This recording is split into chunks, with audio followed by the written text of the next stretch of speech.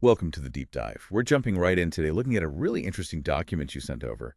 It's a report from the Institute for Advanced Strategic and Political Studies titled A Clean Break, a New Strategy for Securing the Realm. That's right. And this wasn't just some academic exercise. It came from their study group on a new Israeli strategy toward 2000. The people involved in shaping it were, well, pretty prominent figures at the time. Cool. We're talking Richard Perle, James Colbert, Charles Fairbanks Jr., Douglas Feith, Robert Lowenberg, David and Merov Vermser. I mean, these were serious opinion makers. Definitely names that carried weight. And given those names, you'd probably expect a certain kind of strategic focus, maybe leaning towards assertiveness. You could certainly anticipate that, yes. And the report itself, it wasn't meant to be the absolute final word, more like a foundation for future strategy. Yeah, okay. It seems they felt Israel was facing a really significant problem, a kind of turning point. So our mission today is to unpack the core arguments of this clean break strategy they put forward to the incoming Israeli government back then. Let's start with the problem they identified. What did they see as the main issue? Well, the report argues pretty strongly that Labor Zionism, which had been dominant for, 70 years, had led to an economy that was, well, stalled and shackled, as they put it. Shackled, strong word. Very. They were highly critical of the previous government's direction. They talked about pursuing supranational over national sovereignty and a peace process built around this New Middle East slogan. Ah, yes, the New Middle East idea. Yeah. That was about regional cooperation, economic ties, largely dependent on the peace process, right? Exactly. And the Clean Break authors were clearly deeply skeptical of that whole vision. And they didn't just criticize the vision, they pointed to negative consequences. Oh, definitely. They argued these policies were actually damaging the nation's legitimacy. They used terms like strategic paralysis. Strategic paralysis. Yes, and that this paralysis was hiding a deeper issue, an eroding national critical mass, basically a decline in national strength and resolve. Did they give examples of this erosion? How do they see it manifesting? They did. They pointed to the government needing the U.S. to help sell unpopular policies at home. That was one thing. Okay. Also, the fact that negotiating sovereignty over parts of Jerusalem was even on the table. And what they saw as a kind of resigned acceptance of intense terrorism, the kind that was disrupting daily life, like just getting to work. So a sense of fatigue, maybe? A lack of decisive action? That seems to be the implication, that Israel wasn't being proactive enough strategically. So along comes the new government, Netanyahu's government, and this report basically says, here's your chance for a clean break. What were the key strategic pillars they proposed? Right, a clean break. The first big one was a total rethink of the approach to peace. They directly contrasted land for peace. The dominant formula at the time. Exactly, which they saw as basically a retreat, a concession. They contrasted that with principles like peace for peace, peace through strength, and self-reliance, essentially promoting a regional balance of power. Peace for peace. So not trading territory for promises of peace, but demanding recognition and change to behavior first. Precisely. It shifts the burden entirely. They argued that real peace depends on the character and behavior of our foes, and that just giving up land unilaterally wasn't going to guarantee anything. And they emphasized Israel's own claims. Very strongly, affirming the legitimacy of Israel's claim to the land and insisting that Arab acceptance of Israel's rights had to be unconditional. Full stop. So in that view, what's the point of negotiations? Negotiations become a tool, a way to pursue ideals. They mention human rights, security, and to show national steadfastness. But negotiations weren't the goal in themselves. That really is a fundamental shift. Now, the report also gets very specific about the northern border, Syria and Lebanon. What was the plan there? They squarely identified Syria, Hezbollah, and by extension Iran as the main sources of aggression coming out of Lebanon. And their proposed actions? Pretty forceful. They talked about striking Syria's drug money and counterfeiting infrastructure inside Lebanon. They even named someone Razi Khanun. Interesting. Someone involved in that network. Presumably, yes, though the report doesn't go into detail about his exact role. They also advocated setting a precedent. If Israeli proxies in Lebanon were attacked, Israel should retaliate directly against Syrian territory. Directly against Syria itself. Yes, and hitting Syrian military targets in Lebanon and maybe even potentially inside Syria proper. Oh, wow. That's dialing things up considerably. They must have painted a pretty negative picture of the Syrian regime to justify that. Oh, absolutely. The report lists a whole catalog of accusations, breaking promises, like with Turkey, or the Taif Agreement on Lebanon, occupying Lebanon, running sham elections there, installing a puppet regime. A quizzling regime, I think they called it. That's the term they used. Also, the Brotherhood Agreement, which they said ended Lebanese sovereignty, settling Syrians in Lebanon, basically colonization, and of course, Syria's human rights record, like the Hama massacre. And beyond the political and military, there were economic accusations too. Counterfeiting, drugs. Yes, they portrayed the Bekaa Valley, under Syrian control, as this major hub for terrorism and for producing things like the supernote, that high-quality counterfeit U.S. currency. So given all that, what was the recommendation regarding Syria? Forget comprehensive peace. Exactly.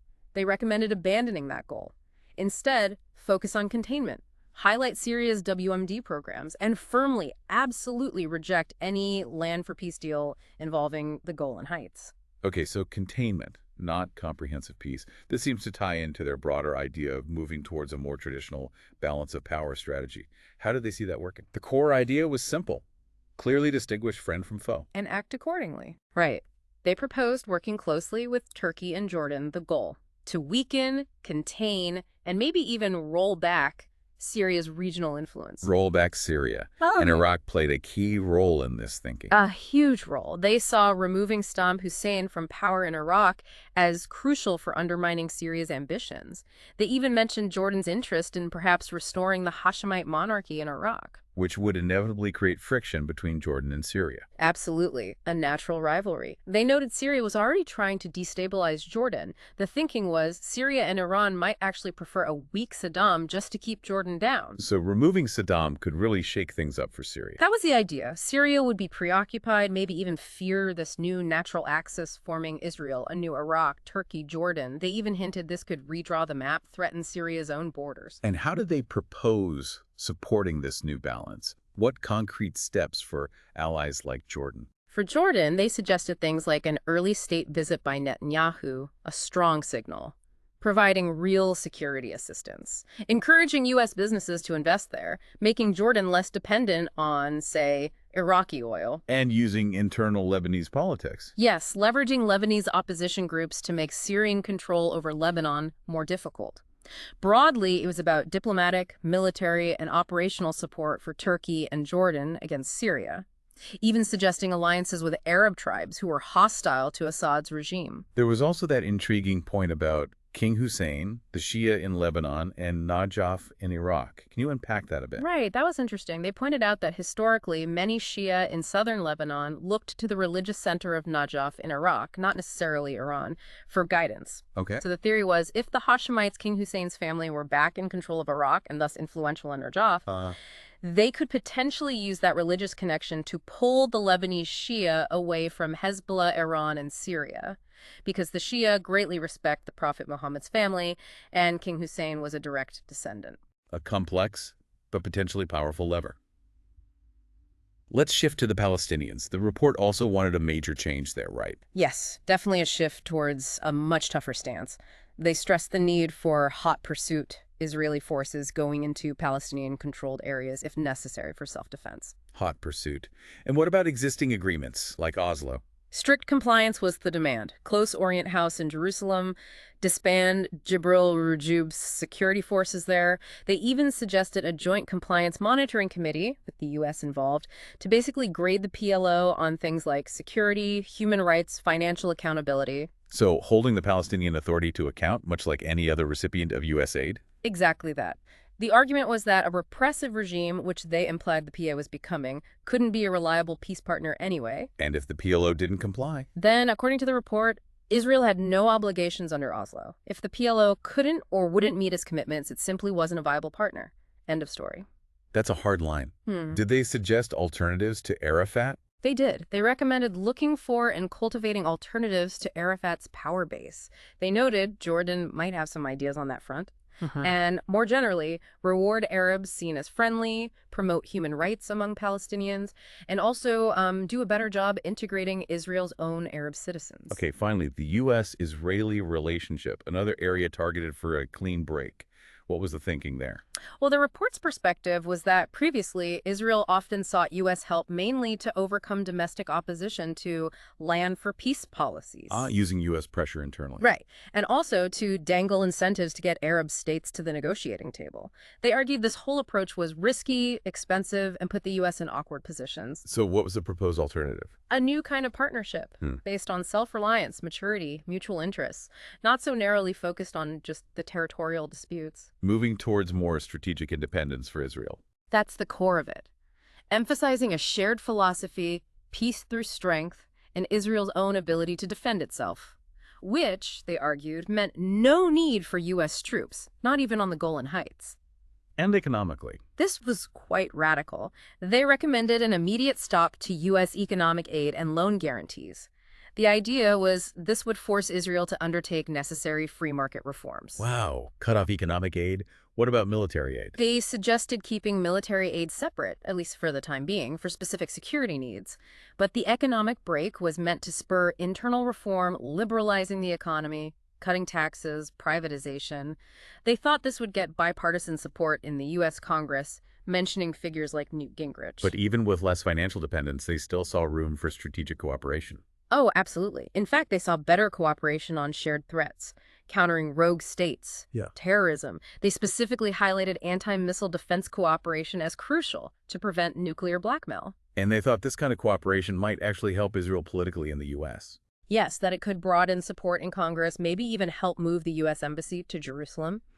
They also gave some tactical advice to Netanyahu, frame policies using Cold War language familiar to Americans to help manage U.S. reaction. And timing was important. They noted the period before the U.S. election in November 1996 was probably the best window to test out some of these ideas, hoping for a more benign U.S. reaction.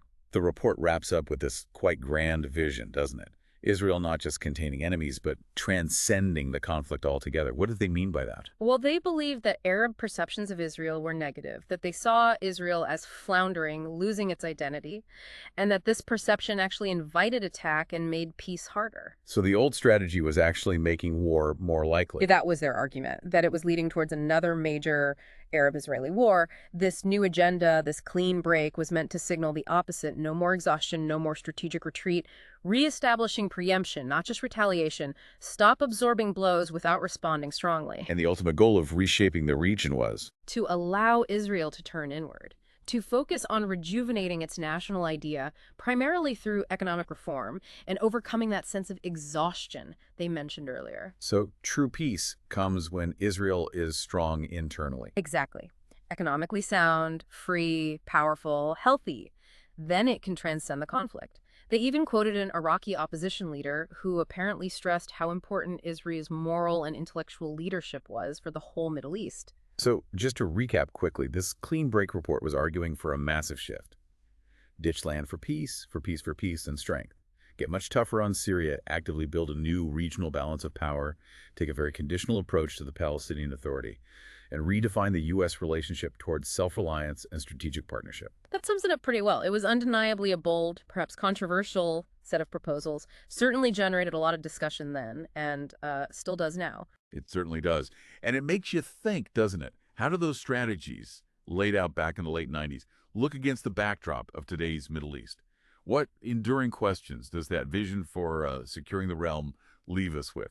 Definitely some food for thought. Thanks for joining us for this deep dive.